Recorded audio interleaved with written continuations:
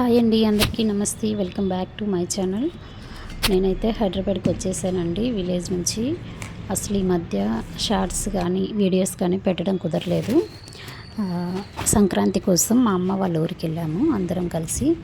So పుట్టింటికి వెళ్తే ఎవరు కూడా ఖాళీగా రాము కదండి. అందులోనూ ఎస్పెషల్లీ ఫెస్టివల్ కోసం వెళ్ళాము. సంక్రాంతి అంటే విలేజ్లో ఎంత బాగా చేసుకుంటారో అందరికీ తెలుసు అనమాట. సిటీస్లో కంటే విలేజెస్లో ఇంకా చాలా బాగా చేసుకుంటారండి. సిటీస్లో ఉండే వాళ్ళు ఆల్మోస్ట్ 90% అందరూ ఖాళీ అయిపోతారనమాట, పల్లెకి వెళ్ళిపోతారు. వస్తూ ఈ కారాలు అయితే చేసుకొని వచ్చానండి. ఫస్ట్ సాటర్డే ఫెస్టివల్ అయిపోతుంది. సాటర్డే పిల్లలు అక్క వాళ్ళు వచ్చారు, వాళ్ళతోటి కొన్ని పంపించారనమాట. సో అవి అయిపోయాయి అనేసి మళ్ళీ కొందరికి ఉంటాం కదండి ఇరుగు పొరుగు అంటూ, వాళ్ళకందరికి పెట్టేసింది మొన్న తీసుకొచ్చినటివి.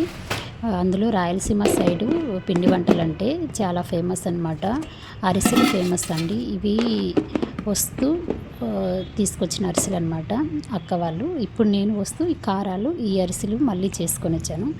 ఈ అరిసెలు ఇలా తెల్లగా ఉన్నాయి అనుకుంటారేమో, బెల్లము చక్కెర వేసి 2 వేసి చేశారండి. మా అమ్మ అయితే చాలా బాగా చేస్తుంది అరిసెలు. నేను చేస్తాను, కాకపోతే షుగరు జాంగ్రీ కలిపి చేస్తే అరిసెలు చాలా బాగుంటాయి. ఇవనేటివి బెల్లం, ఓన్లీ బెల్లం అరిసెలు అనమాట.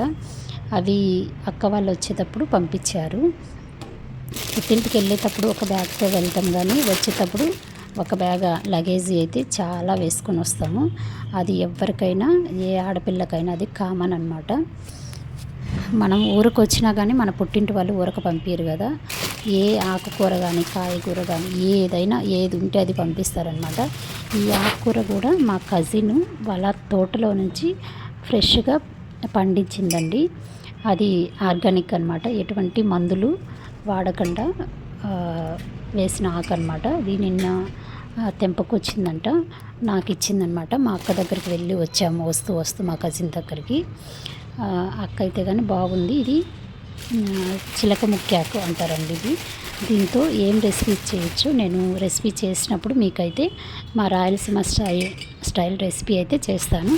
అప్పుడైతే కంపల్సరీగా మీకు ఈ రెసిపీ అనేది వీడియోలో పోస్ట్ చేస్తానండి. ఇది చిలక ముక్కాకు అంటాం. ఇది ఫ్రై చేసుకున్న కర్రీ, టమాటా పచ్చిమిర్చి వేసి కర్రీలాగా కూడా చేసుకోవచ్చు, పప్పులేకి పెట్టుకోవచ్చు. ఇది చాలా విధాలుగా కర్రీలు చేసుకోవచ్చు అండి. ఇది మా అక్క వాళ్ళ తోటలోది. అలాగే వచ్చేసి మా అక్కకి ఒక షాప్ ఉందండి. ఆ షాప్ దగ్గర ఇంకా కొన్ని ఆకుకూరలు కాయగూరలు వేసిందనమాట. అవి కూడా తీసుకొచ్చానమాట. పాలకూర చాలా బాగున్నది. 1 మంత్లోనే చాలా బాగా వచ్చిందండి పాలకూర. నన్నైతే తీసుకోమన్నది, తీసుకెళ్ళమంటే కానీ మనకు ఈ ఆకుకూరలు మా ఇంట్లో చాలా బాగా తింటాం అన్నమాట. నేను పిల్లలకు కూడా చాలా బాగా పెడతాను ఆకుకూరలు. క్యారెట్, బీట్రూట్, పాలకూర కానీ చిలక ముక్కాకు కానీ ఎంతైనా ఇక్కడ మందులతోనే పండిస్తారండి కదండి మనకు సిటీస్లో దొరికేది. ఇట్లా పల్లెకి వెళ్ళినప్పుడు మనం ఇంటి దగ్గర వేసుకున్నటివి అవి తెచ్చుకున్నప్పుడు, అవి వండుకున్నప్పుడు ఆ టేస్ట్ వేరుంటుంది. అదొక ఆనందం అనమాట. ఇదిగోండి పాలకూర. అప్పుడే మేము వచ్చేప్పుడు నీళ్లు పట్టున్నారు. ఆ నీళ్లు ఎర్రమట్టి మొత్తము ఆకుల మీద పడి ఎర్రగా ఉందన్నమాట. సో క్లీన్ చేస్తే పోతుంది. ఎటువంటి మందులు వాడి పండించింది కదండి, ఇది ఆర్గానిక్గా పండించారనమాట. సో 1 మంత్లోనే మంచిగా వచ్చింది ఆకు. ఇది నేను తీసుకెళ్తానంటే మా అక్క కోసుకెళ్ళమనింది అనమాట. ఇలా అండి, నా పుట్టింటి నుంచి వచ్చేటప్పుడు ఇవన్నీ తీసుకొచ్చానమాట. ఇప్పుడు ఎవరైనా ఆడపిల్లలు అంతే కదండి. మీరు ఏం తెచ్చుకున్నారు పండగకి వెళ్ళినప్పుడు కామెంట్ చేయండి. ఇదన్నమాట నా వీడియో, ఈరోజు వీడియో. సో నేను ఊరికి వస్తున్నా, మా అమ్మ పంపించదన్నమాట.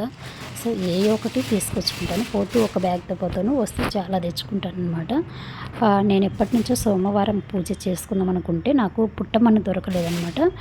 ఊరికి వెళ్ళినప్పుడు వస్తూ ఉంటే నాకు మన ఊర్లో ఉంటాయి కదండి పుట్టలు ఉంటాయి కదా, ఆ పుట్టమన్ను అనేది మా మామయ్య తీసుకొచ్చారు. ఇక్కడ ఆన్లైన్లో పెట్టుకుందాం అనుకుంటే ఏ మన్ను ఇస్తారో ఏమోననేసి నేను తీసుకోలేదు.